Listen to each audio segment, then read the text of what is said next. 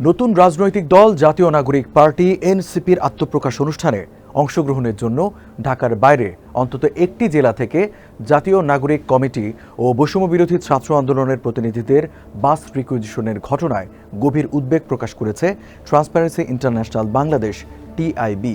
সংস্থাটি বলছে, এনসিপির জন্মলগ্নেই এরূপ ক্ষমতার অপব্যবহার ও অনৈতিকতার দায় অন্তর্বর্তী সরকার এড়াতে পারে না। তবে এখানে অন্তর্বর্তী সরকারের কোনো ভূমিকা নেই বলে জানিয়েছেন প্রধান উপদেষ্টার প্রেস সচিব। দর্শক, এসব নিয়ে এখনকার টিভিএস নিউজ আপডেটস, সাথে আছে আমি রঞ্জু ইফতেখার। 1 মার্চ শনিবার গণমাধ্যমে পাঠানো এক বিবৃতিতে উদ্বেগ জানান টিআইবির নির্বাহী পরিচালক ডক্টর ইফতেখারুজ্জামান।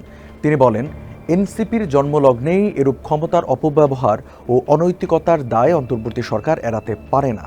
অন্যদিকে সেকেন্ড রিপাবলিক ও নতুন রাজনৈতিক বন্দোবস্তর ব্যানারে এ ধরনের কর্তৃত্ববাদী পুরনো চর্চা পরিহার করার জন্য এনসিপি ও তার সব পর্যায়ের নেতাকর্মী ও সমর্থকদেরকে অঙ্গীকারাবদ্ধ হওয়ার আহ্বান জানিয়েছে সংস্থাটি।